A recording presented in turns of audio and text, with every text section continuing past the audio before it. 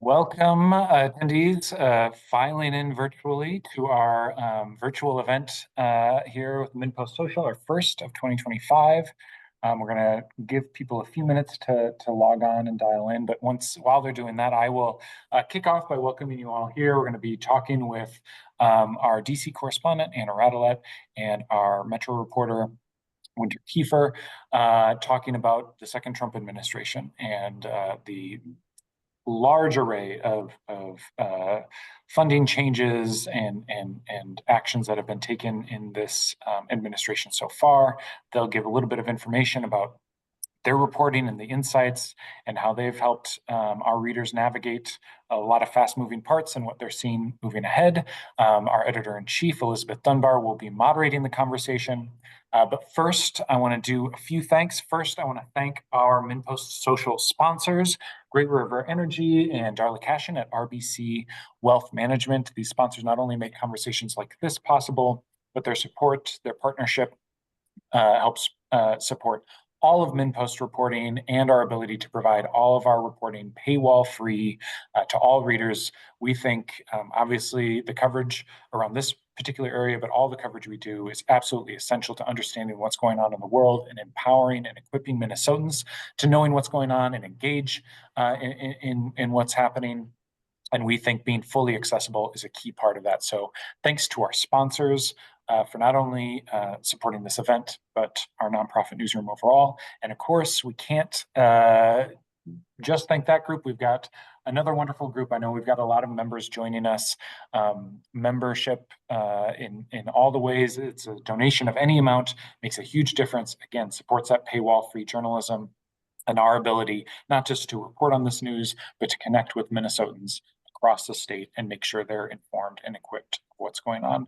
So if you feel so moved, if you are not a member, or if you are and you feel so moved to make an additional gift, you can do so by going to minnpost.com/support. And I imagine my colleague Laura will put a convenient link in the chat for that. Thank you to our sponsors. Thank you to our members for your support. It means a lot. And with that, I'm going to hand things over to Elizabeth Dunbar, MinnPost's editor-in-chief, to moderate this conversation. Elizabeth? Thank you, Tanner. I'm really excited all of you are here to talk about this. Thank you for coming. You'll note that we have a chat and a Q&A open, so you can add your questions in those at any time. And then I've got some questions for both Anna and Winter. We'll start with those, but we really want to hear from you as well. So as questions come up, just put them in there, and then we'll try to get to as many questions as we can this evening. It has been just a tiny bit over 1 month since Donald Trump took the office of the presidency for the second time. And we have the privilege of having Anna, who has actually covered the previous Trump administration in Washington, and can kind of reflect on that first term and the second term. So I'm going to start there, Anna, and just ask you, how does this first month or so of the second Trump presidency compare to when he took office for the first time? Oh, it's vastly different. When he first took office, he was a political neophyte. He never held, elected position before. And he surrounded himself with people who were qualified for the jobs they were, appointed to, more or less. They agreed with his policies. They were conservatives, but they knew government and had experience. This time, there's several things that are very different. He's surrounding himself with loyalists. That seems to be more important to him than experience. Experience counted the first time. Now, loyalty is more important to Trump when he looks to appoint somebody to an important job. He is also using his office to get back at people he believes mistreated him during his first term in office and afterwards, where, you know, he was in various legal battles. And the third thing that's very different is that things are moving so very quickly. He's making some changes. You know, he's 180-degree turns from what the way Biden handled things, and they're being done very, very quickly. The fourth thing he's doing is that now he knows his base. I think during his first term, his base was solidifying. Now he knows his base, and so he moved very, very quickly to follow through on campaign promises he made, to, you know, hitting immigration, hitting DEI, things that he promised his campaign, you know, during his campaign to his followers that he would do. So, you know, he's got to keep them engaged and loyal as he makes these other changes. Mm-hmm. And I know that you and Winter had started talking about how Trump administration actions might end up impacting Minnesota. We had a lot of discussion about that before he took office. And one of the issues in particular that the two of you focused in on was immigration enforcement, because that is something that he obviously had promised to do. So Winter, can you just talk a little bit about what we expected to see and what you've learned from advocates here about that? Sure. Yeah. I mean, I've been in touch with Julia Decker with the Immigration Law Center, and you know, a lot of the conversation is similar to everybody else. Where prior to you know, Trump's inauguration, you know, there's a lot of uncertainty. It just everybody knew that there would be an increase in ICE activity, and that it was a major part of the Trump campaign. And so, as Anna said, when he's appealing to his particular base, that is going to be a major focus. So it was hard to necessarily anticipate what was going to come down the pipeline, and what has ultimately started happening locally in other cities is that the DOJ is starting to actively start lawsuits against city officials for policies around immigration. And so that's happened in Chicago, that's happened in larger areas thus far. But, you know, just today, Anna and I got out a story about how Minnesota and Minneapolis, St. Paul could likely be next with Rep. Strauber and other GOP officials having signed letters and sent them to particularly Minneapolis Mayor Jacob Frey about immigration policy. The interesting thing on that is that the policies that they would likely be citing are ones that were adopted over 2 decades ago. You know, Minneapolis adopted its separation ordinance, which is, you know, what is generally used basically to limit city employees from inquiring about immigration status and participating in enforcement. But those policies in Minneapolis, it was adopted in 2003, and in St. Paul, it was adopted in 2004. So not during the Mayor Frey administration, or in St. Paul, the Mayor Melvin Carter administration. However, both of these mayors have said that they will continue to comply with that. And there are other provisions that have come up since then as well. And so we learned that Mayor Frey did not respond to the letters that were sent, kind of putting us on the map for that next action. But yeah, it's definitely going to start to impact us locally, and we have a large immigrant population. And I think part of it too is, you know, if you're spending time at these city councils and with these city leaders, they speak of our immigrant community as a major strength of our communities, you know, and it's a piece that they take great pride in. And so I think that will ultimately shape how at least the cities move forward as these new lawsuits come about and there's new attacks made on officials specifically, which has been kind of the outlier as of late. Yeah, can you tell us just a little bit more about what those mayors are saying, like why cities have these policies in place and why they won't cooperate? What are their arguments? Yeah, well, and outside of even just the mayors, the Minneapolis Police Department has also said that it will not cooperate with ICE specifically, or at least it will not aid in deportation. They essentially are saying that they're leaving that to the feds. And so, that's a piece of it. And then also with the mayors, they have said, these employees that these folks who are being targeted are, also the people I quote written down here, the workers who fight fires, investigate crimes, fill potholes, and provide safe spaces for youth with no regard to citizenship status. We've never had a role in enforcing federal immigration laws, nor asked for papers as a condition to receive city services, and we never will. So that was from St. Paul. But that is the sentiment as it lies, is that they are saying that this is our community and that they will support and protect that to every extent possible at this point. And so that's kind of been the resounding message from both Minneapolis and St. Paul as I'm looking at the hyperlocal, Twin Cities metro aspect of it. Mm-hmm.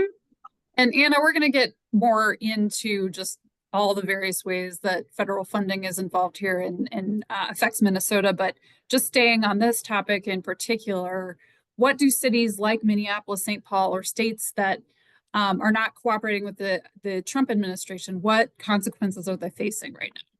Yeah, so I mean, right now, it's Oh, I was well, going to guess have Anna. Go ahead. Yeah, you can.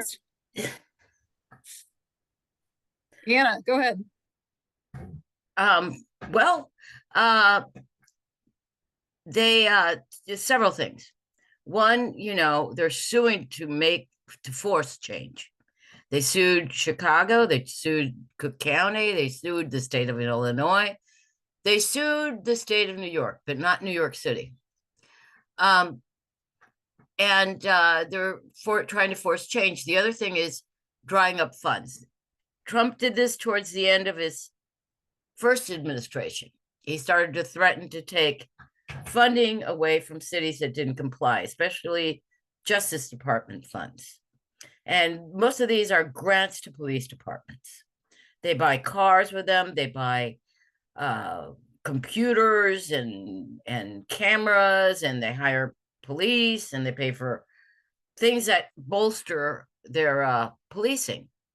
But the police are between a rock and a hard place, because those that serve towns like or cities like Minneapolis and St. Paul say that we need to have a relationship with the immigrant community. They have to come to us and tell us, things to help us solve crimes. Many times they're witnesses to a crime. Many times they're victims to a crime. And if they don't trust the police, it makes it tougher for the police to do their job. So, that's one argument for saying we're not going to help immigration, to keep a relationship between the community and the police, to keep it one of trust.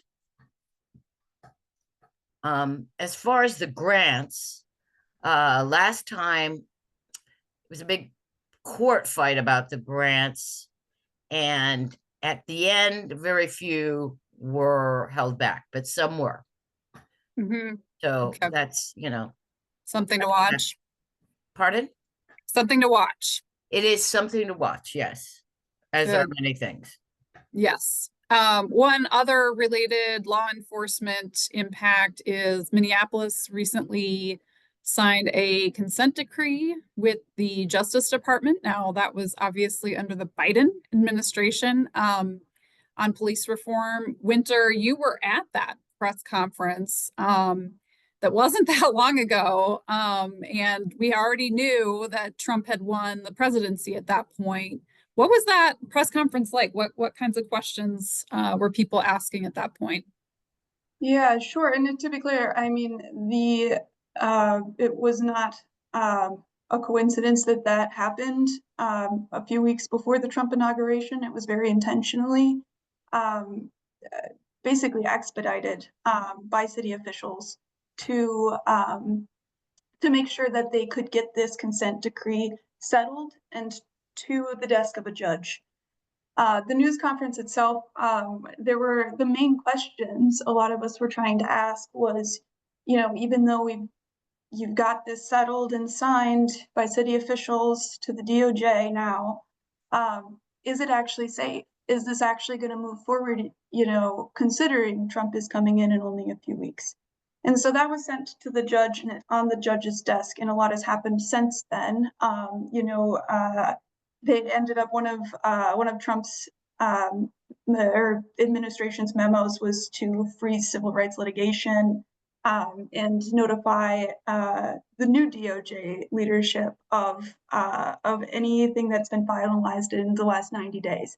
So obviously, this consent decree was within that time frame. And so since then, just last week, actually, the judge who would be charged with signing this decree has put a stay on it for, I think, you know, for a little while here. And so that's pretty major. That's incredibly major because this is starting to influence judges, and that is abnormal. And so we don't know if that is going to ultimately be signed. And one point that I've been making recently is that, you know, we just talked about how cities are being sued by the Department of Justice.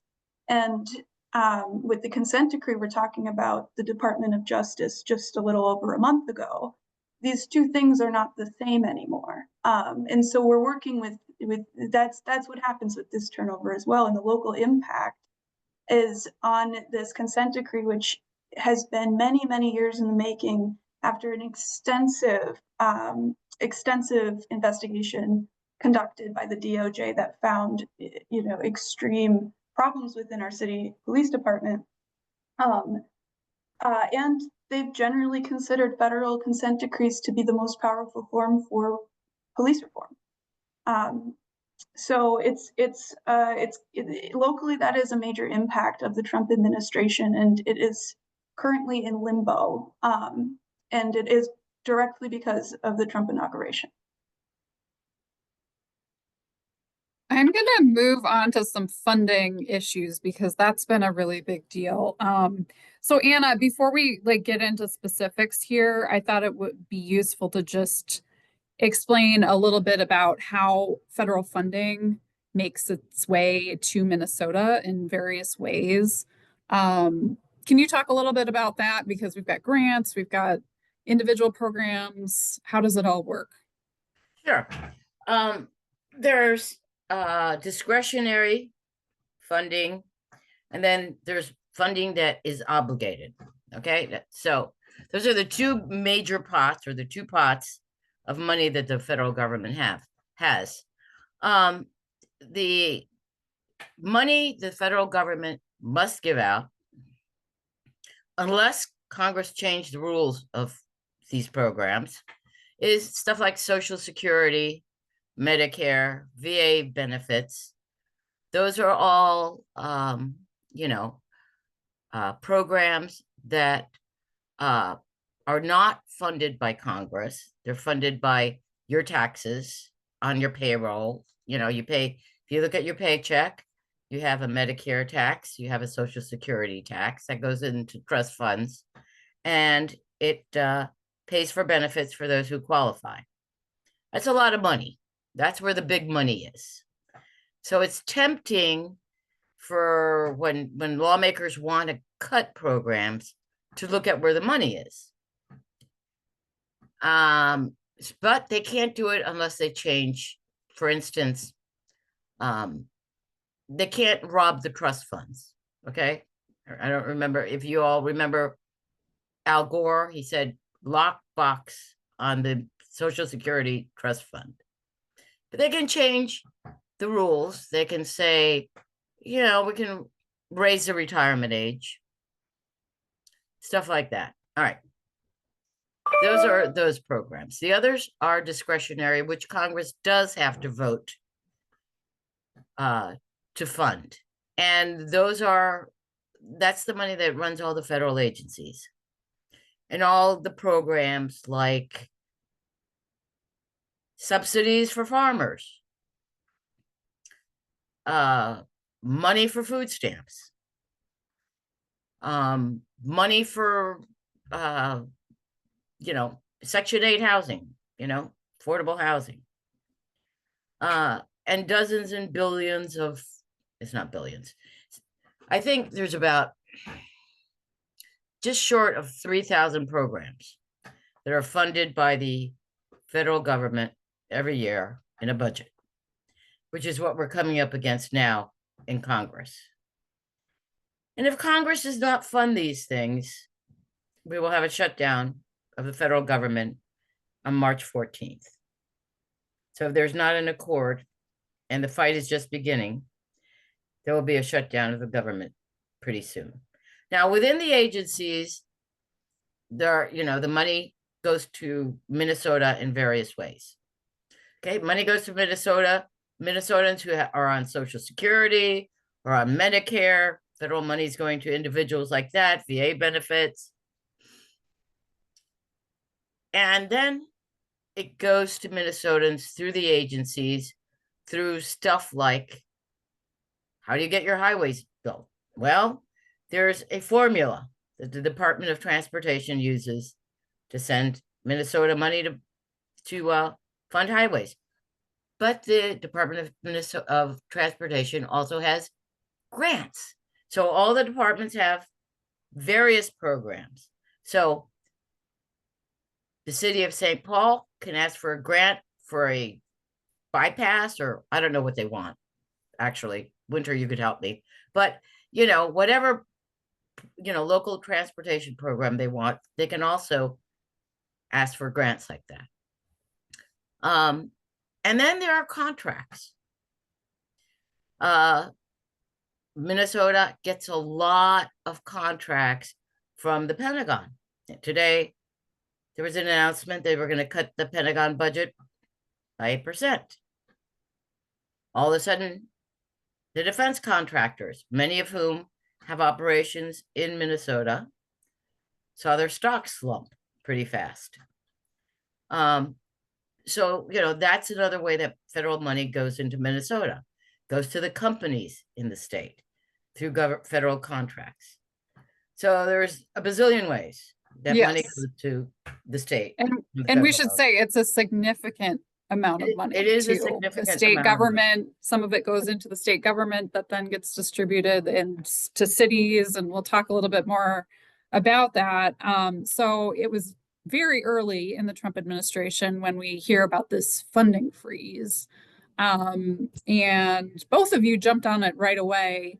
Winter, what did you find out in terms of what was happening on a local level with that?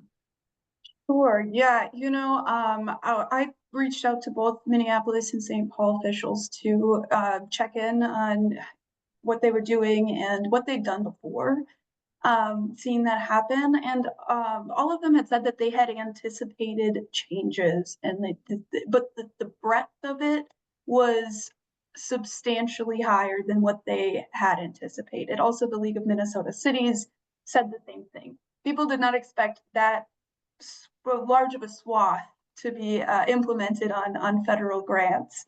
And it was quickly, paused, right? But what ended up happening was that in all of these cities, within the final hour of that day that was signed, made sure that they put all their grants in and submitted it into the system before that deadline. And I was on the phone with Minneapolis's chief financial officer, Deshani Dye, I think a week and a half after, and she, as I was on the call, saw the money drop into the city's account and was just absolutely relieved to see that, because what they had ended up doing after that happened is they actually all looked at their own financials to figure out how much money they are using in the average month and on the average year. So they looked back at 2024 and found that about $54 million in federal spending came into Minneapolis in 2024 with an average of 4.5 million a month. And in St. Paul, about 27.6 million went in from federal dollars. And mind you, that is excluding American Rescue Plan dollars because those are granted upfront. And so it's not the exclusively all federal funds, but that is still a significant chunk. And so St. Paul said that, that federal grants make up in any given year anywhere between 20 to 30% of their budget. We're already working in a challenging financial year. I mean, if any of you watched the budget saga of the Twin Cities, you know. And so it was a shock, even if for folks who were anticipating changes, that was major. Again, it ended up being, ultimately it was a judge, I think, paused it, and they ended up still getting those grants. But there's still a lot of uncertainty after such a major move was made.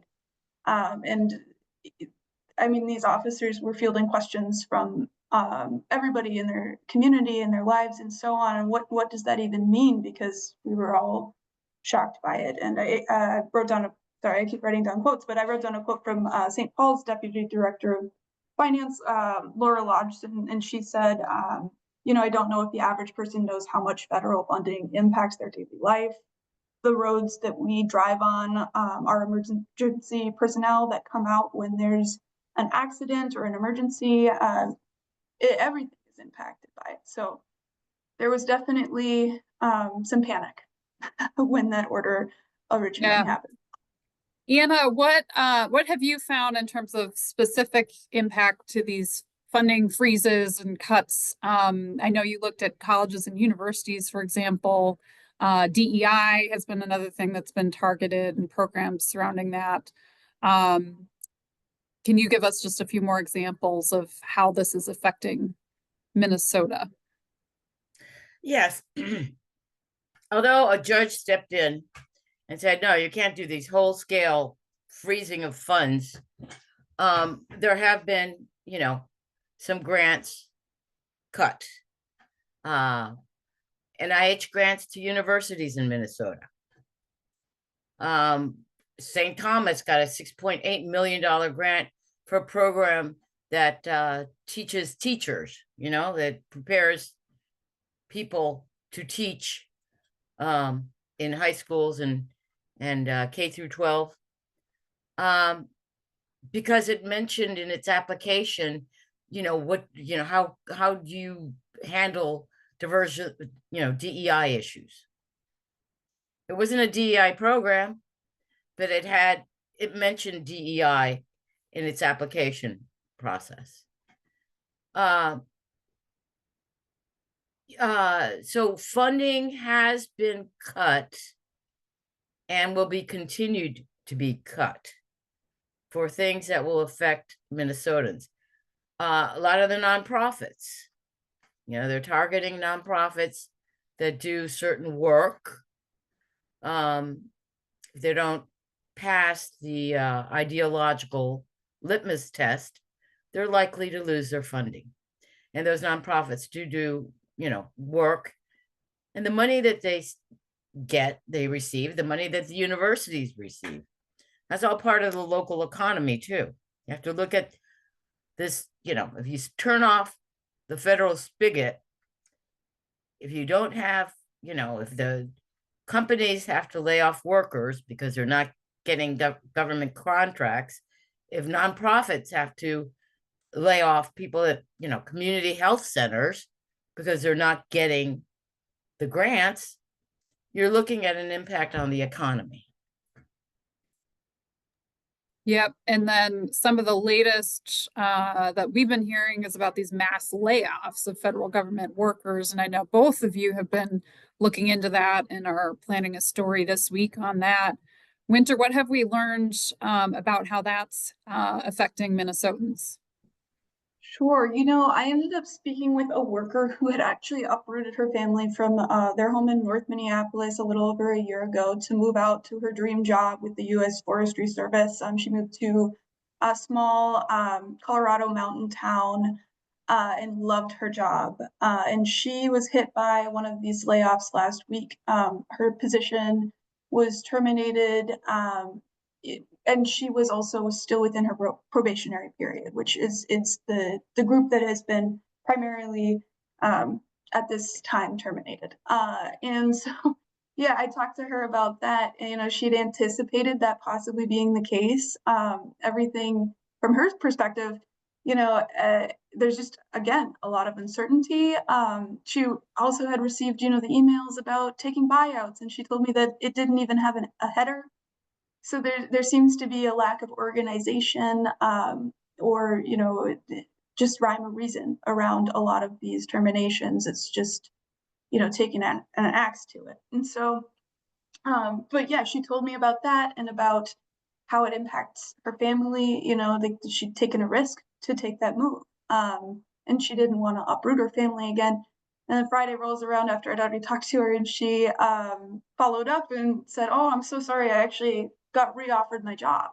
And I was like, "You really don't have to apologize for that." But I mean, that's still really interesting. It's a similar case with the USDA, where we've seen workers laid off and then they backtrack on it and say, "Actually, no, we want you to be reinstated. You're mission critical," is the line that they fed. And so, you know, it's tough to even follow all the workers who are facing potential layoff. Also because some aren't comfortable about talking about it on record, and I get that too. So, but it has been a pervasive story of folks who have been deeply impacted by that, and Minnesotans are far from exempt from that.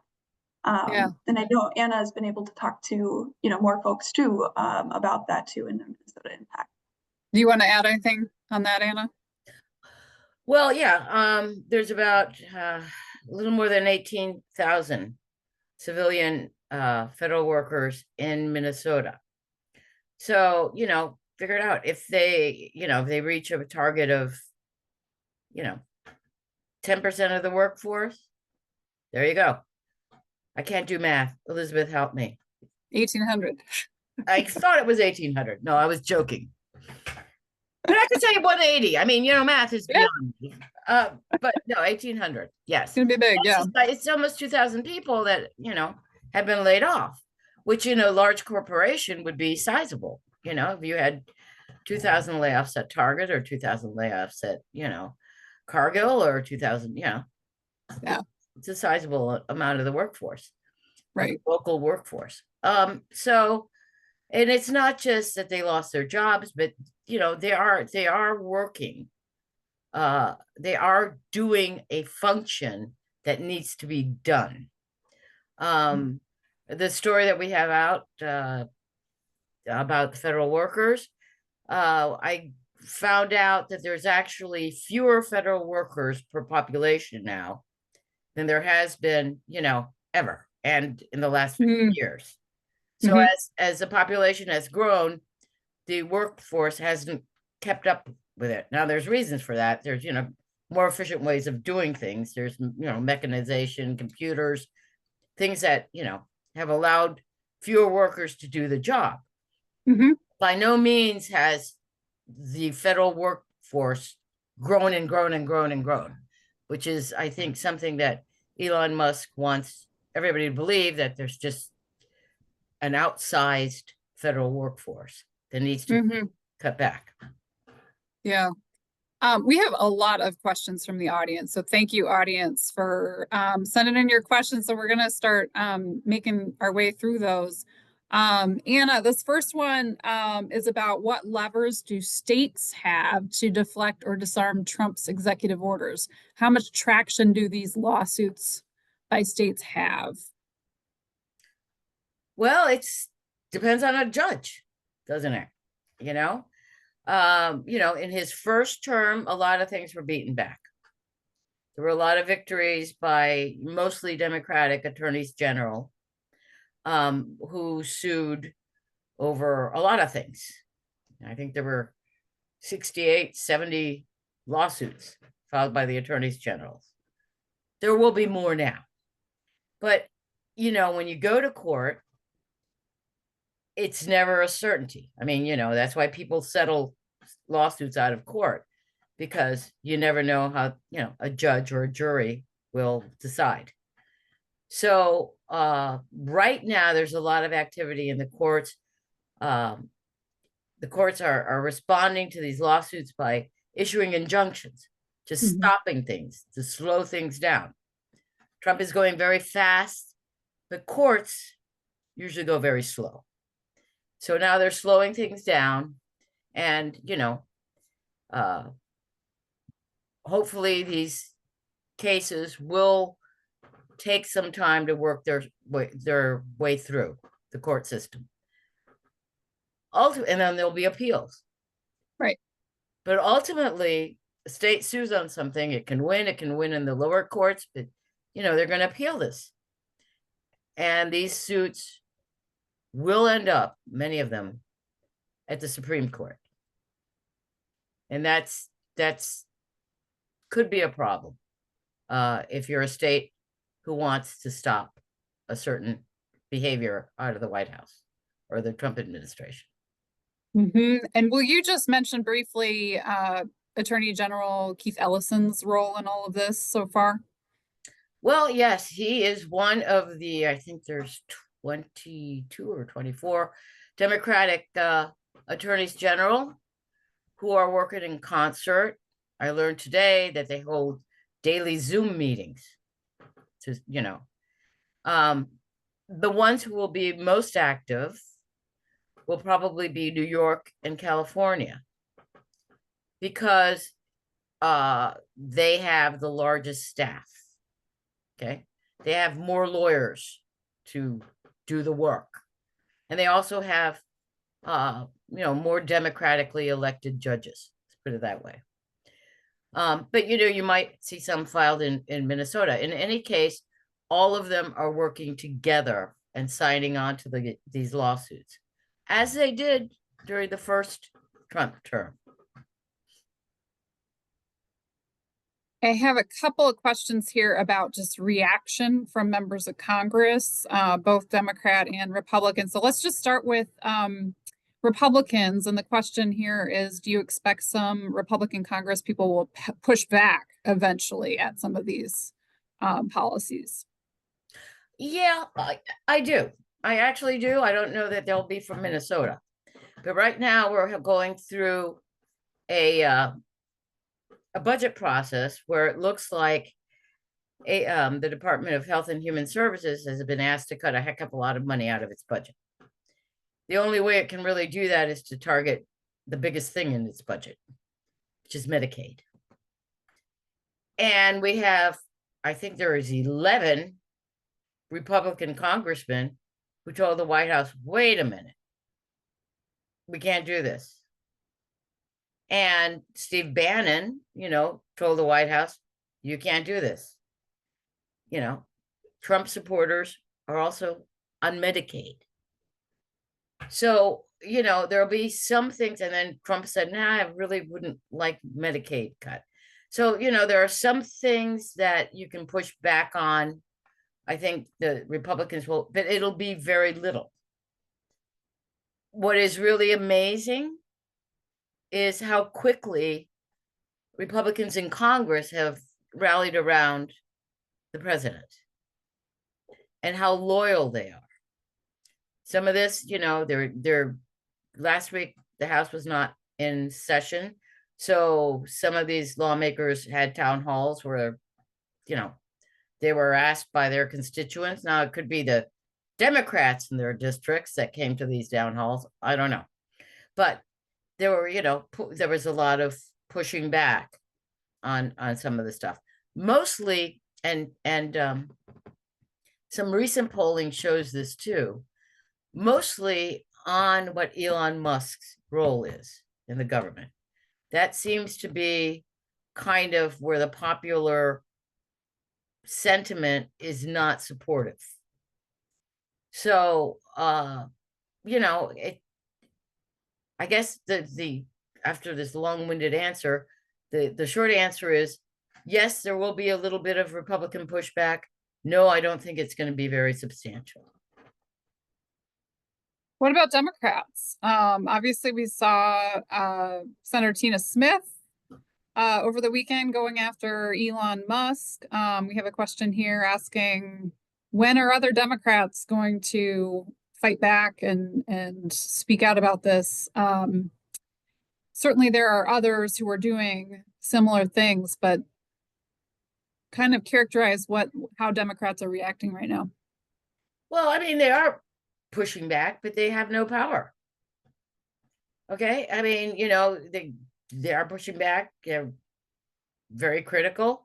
There's a New York Times piece on Connecticut Senator Chris Murphy saying, he's become very, a leader in the Democratic Party by his constant opposition and to Trump policies. But there's not much they can do. They lost the Senate. They don't have the House of Representatives. The only good thing about the House of Representatives is the Republicans don't really hold it that strongly either. There's only 1 or 2 votes they can lose.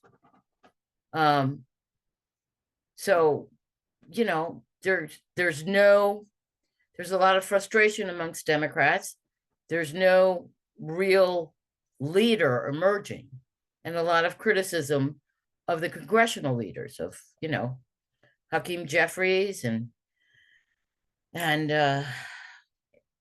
Nancy Pelosi, who still is very viable behind the scenes, and Chuck Schumer. They think they're not doing enough, but there's really not much they can do. Okay, I'm going through here. A lot of these are Anna questions. Winter, I'm trying to find some that will be a little bit more about yours, but there is a question about human services programs in counties and cities. Have you learned anything about just how significant that could be? I haven't yet. I've been pretty focused on the metro, and I think that a lot of the impact right now too is absolutely going to hit greater Minnesota to an extent that we're still learning more about. But I do think every public official is certainly on it. So that is a good question, and we can definitely look into it more. All right. Let's see. I'm getting more questions by the minute, so it's kind of and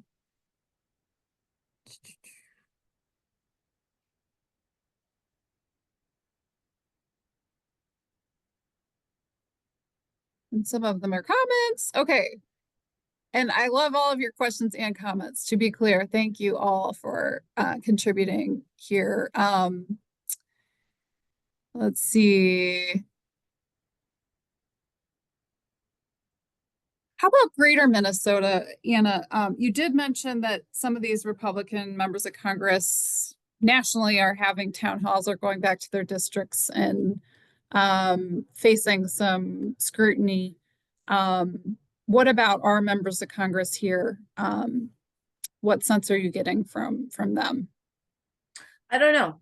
Truthfully, I don't know, but I can imagine that if you're in greater Minnesota, if you're in the 1st district, in the 7th district, which is, the 1st district being the south part of the state, you're hearing from farmers.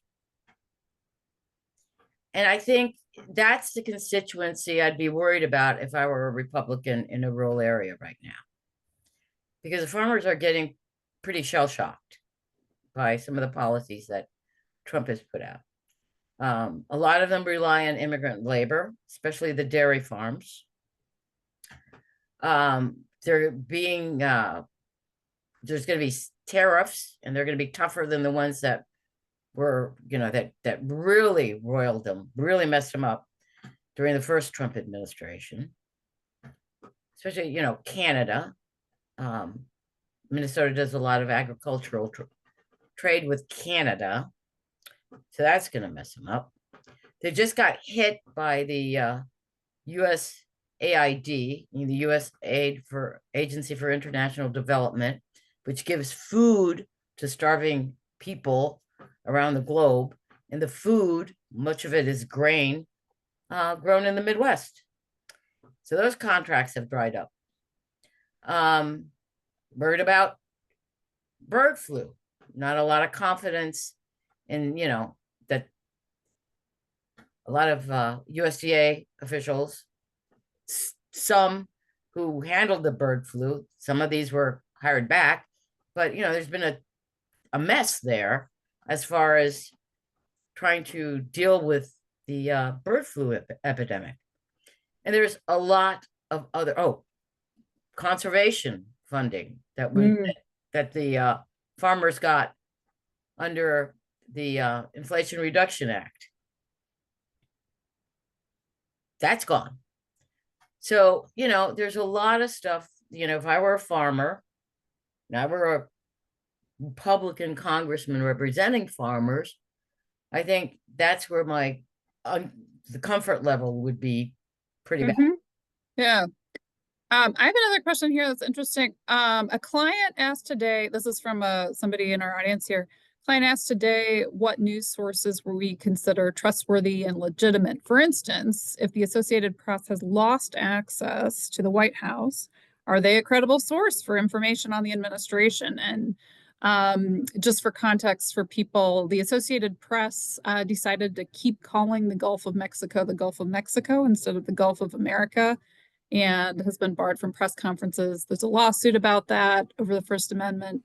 But what would you say, and both of you can weigh in on this, about credible news sources for coverage on the administration? I think, the AP is still a credible news source. I'm a little confused. I don't know, the White House said that they hadn't barred them, but they have no more workstation. Okay, now. Yeah. Workstation in the White House is not a great thing to have. They're horrible. They're horrible and they're dirty. And there are a lot of rats there. So workstation, yeah, but it's convenient to file from the White House instead of having to go to your office. Right. So, I think the AP, even if they're barred from the White House, is going to be a credible source. The New York Times, the Washington Post, the LA Times, the Star Tribune. These are all credible sources. Politico. There are plenty of credible sources to get your news from. Nobody is shirking or, they're working 24/7. Let me tell you, my colleagues are working much harder than I am here in Washington, D.C. You're working pretty hard too. I can attest to that. No, it's amazingly, they're doing some very, very good work. I guess that's all I can say about it. Yeah, I would add too, I think Sahan Journal recently has been doing absolutely incredible work covering ICE and immigration. Obviously, they're also in the nonprofit news sphere, and so they've been a really great source for that. Obviously, MinnPost. I think we referenced an article, Anna, that I'm pretty sure we haven't actually gotten up yet. It's done, but everybody tune in tomorrow about federal workers. We're doing our best trying to keep up with everything, but yeah, luckily I think in the Twin Cities, we have a pretty saturated media market. We do have a lot of really core legacy and alternative media, Pioneer Press in St. Paul, so Axios, we've got all the TV stations, so on. And I think right now is a great time to, brush up on media literacy. Part of that is also just when you're reading a story, you can see how people cite sources and who's talking in the story. And that is a way to check to see, is this a credible source and do they have the access to the things that they need to cover this fully? So yeah, we're all working around the clock as much as we can to cover a lot of stuff going on. But I think we are lucky in the Twin Cities to have such a robust media market. And a lot of different groups are sort of filling in the different pieces that we can. This is another journalism question, and it got a bunch of upvotes. And if either of you don't want to answer it, I can. But to what extent do you consider it a journalistic obligation to call out immoral or unjust actions taken by this administration? Well, Anybody want to take that one? we write about them every day, but we're not opinion writers. We're giving you the facts, and we don't. We would harm ourselves by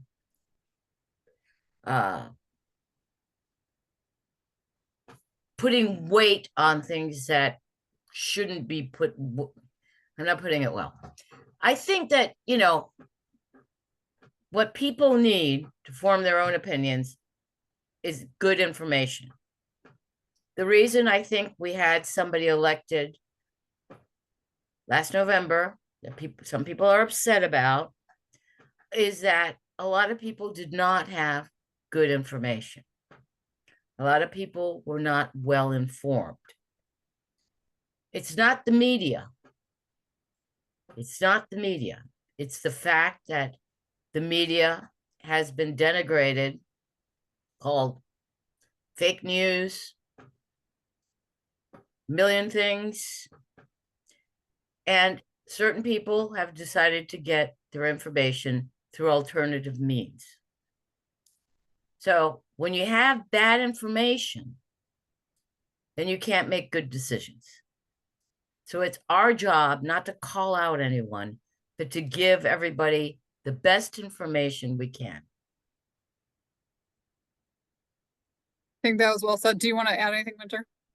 Yeah, I mean, one thing I say to a lot of people is, people don't want to be told how to think. Like, that's part of why news and objective news media is so important. It's not our job to call somebody out for doing something. I mean, it's our job to say, this is abnormal and this is the impact. And then it's up to a reader to determine if that means that it's something that was wrong. And there's a lot of reasons for that. We can, again, the media brushing up on even the core values of why news journalism is the only industry that is protected under the Constitution at all is a great idea right now. And it is the best thing that the thing that we're tasked with is giving the information. One thing I will say though is that I do think it's important right now as journalists to be conscious of not choosing to ignore information. That's under our discretion. And so it is especially when we have everything coming in all at once and so quickly, having that media savvy is super important right now too. So it's not that we're not calling people out. It's that we are trying to stay on top of what is happening, and then you all get to come to the conclusions that you do about the facts of the situation. Yeah, and the thing that I would just add is, MinnPost is a nonprofit newsroom. We don't write editorials. We don't take stances, institutional stances on issues. For a reason, we take that nonprofit status seriously. And so I think what both Winter and Anna said are important, and we'll continue to ask a lot of questions about what's happening and what the impact is.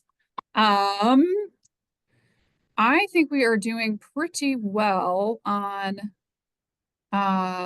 questions here. There are some of you have some really specific questions, and I am going to pass those along to both Anna and Winter because I think they're really good, but they also are a little bit in the weeds and detailed. So as they continue to report on these issues, we will look into some of these specific things. I am going to throw one more to Anna, and Winter, feel free to weigh in. States have their laws that are being challenged by the president's executive orders, specifically DEI and transgender rights. Can the states defend their own laws around that? Absolutely. Absolutely, they can defend their own laws. Now, this federal government will sue and a court will decide what, who takes precedent. But, in some case, yeah, I think with DEI and transgendered stuff, if there's no federal funding involved, there's very little that the federal government can do. So yes, the short answer is yes. Yeah, and I think that Ellison also joined a lawsuit over gender affirming care in the last couple of weeks. And yeah, I mean, it's something where our state is a trans refuge, and it has been a priority in a lot of different levels of government. And so, yeah, it does seem something that will continue to maybe go through the courts, but the state does stand to those things. Great. Well, thank you both, Anna and Winter, for all of your reporting and hard work. And thank you to everybody for joining us. I'm going to throw it back to Tanner to close us out. I will invite all of you, wherever you are, and I'm sure it'll be so thunderous we'll be able to hear it where we are as well, to thank Winter and Anna not only for your insights here, your time here, but all of the work, time, effort, and reporting you've been doing and will continue to do to help keep people informed, engaged, and understanding what's going on. So really appreciate that. And thanks to Elizabeth for moderating the conversation, the work you do, of course, as well. I want to thank all of you for taking the time to join us and engage in what's going on. There's a lot of talk about news avoidance and being overwhelmed by the news. And obviously, we encourage people to take things at the pace that feels right to them, but also applaud and appreciate you all being connected to what's going on in the world and staying informed in this way. And you can support what we do to help Minnesotans across the state do that and keep our journalism paywall free and accessible to all by making a donation at MinnPost.com/support. You can go to MinnPost.com. There's a little green donate button. You can click on that. Any donation, any amount is completely tax deductible. We're a 501c3 nonprofit news organization. Makes a huge difference to what we do. So thanks if you already support us, and thanks if you're going to join or make an additional gift tonight. And thanks to our MinnPost Social Series sponsors, Great River Energy and Darla Cashin at RBC Wealth Management. Thank you for making this conversation possible and for supporting MinnPost. Again, thank you all. Wish you all well, be well, and be safe. Thank you all.